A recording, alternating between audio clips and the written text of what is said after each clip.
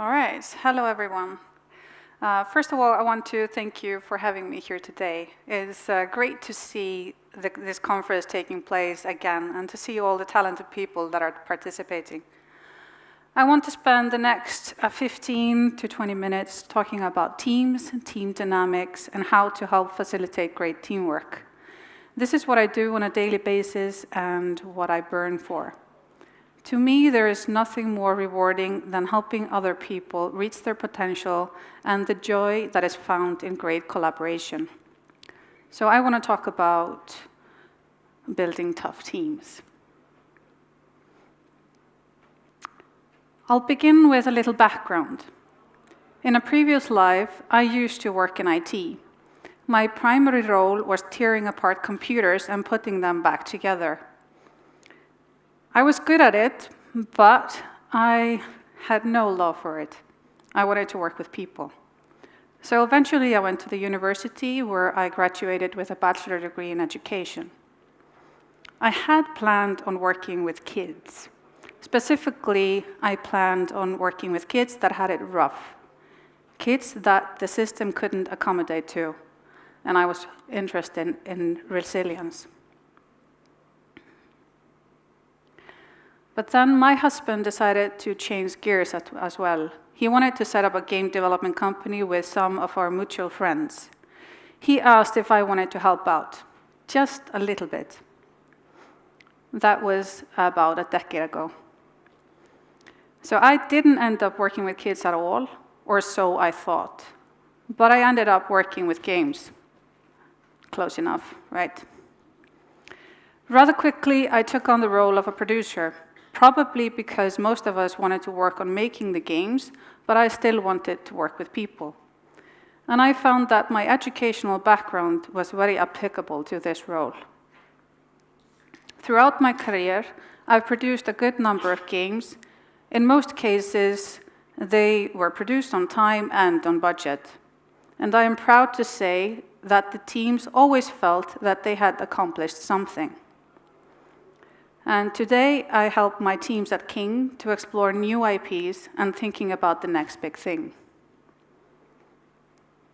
Anyway, there is a point to why I'm dwelling so much on my past, and this is it. Over the decade, I've been fortunate enough to go through both good times and bad in my role as a producer.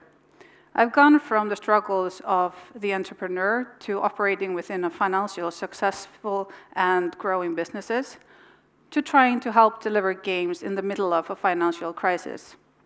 I've been stuck in LA because of a volcano. I've been at the very front of the famous hype train, and I've occasionally visited the Valley of Death along with the companies that I was a part of. To summarize, I've had the amazing experience working as a producer in all sorts of crazy situations, both good and bad. And together with amazing teams, I've been lucky enough to learn a lot from this. So what did I learn?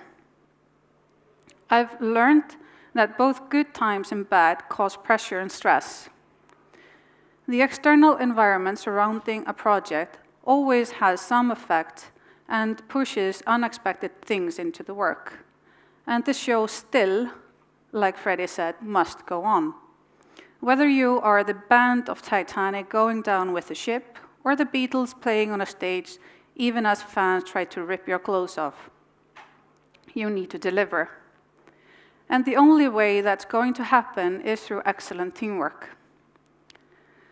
And here's what an excellent tough team needs: the serenity to accept things it cannot change, the courage to change things it can, and the wisdom to know the difference, the endurance to go on and deliver, and know when to stop. At this point, I think it's important to explain what I mean when I use the word tough. I don't mean aggressive, violent, or difficult. I mean resilient, strong, and hard to break.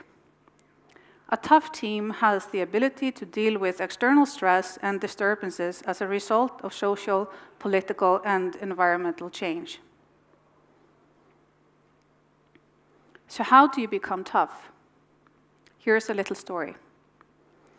In 1955, researchers Werner and Smith began a study on all the children born on the Hawaiian island of Kauai during that year and followed them over 40 years. They found that certain percentage of children in the sample faced very bad conditions as they grew. Many of these children developed serious problems by the age of 10. However, about 1/3 of the children in these bad situations did very well in their lives as they grew up. How did these people thrive in spite of their early circumstances? Although surrounded by difficult risk factors, the part of the cohort that showed the most resiliency were those who had access to buffering elements known as protective factors. Werner and Smith's decades-long studies showed that it is never too late to develop protective factors to bounce back from adversity. So what are the key factors supported by the research when it comes to resilience and building toughness? They are reasoning ability, autonomy, sociability, inner direction, and the courage to go after new opportunities. But the enabler for these is emotional support. Having someone that supports you, trusts you, helps you deliver, and believes in you. I've found that these can be applied on both an individual and on a team level. By being the person that provides the emotional support wholeheartedly, I've found that you can enable and nourish the other key factors. You can help people and teams to become more resilient, and in other words, tough. So in short, it's about servant leadership. When you prioritize the needs of a team and individuals on the team, you can help build amazing teams. You trust your team members. You make sure they feel they have autonomy and that they have a say. And you try to facilitate this and cultivate this within the team, that they trust and respect each other. What happens when this is successful is, to me, pure magic. The teams bond and form an unbreakable structure. People help each other, support each other, and are there for each other. So in summary, building tough teams is about nurturing those factors that research has shown to be the foundation for resilience, because a team is nothing more than the people in it. And by focusing on each individual, you create the foundation for a tough team. And this is something you can apply anywhere and everywhere, no matter what kind of game or product you're working on. Thank you for listening.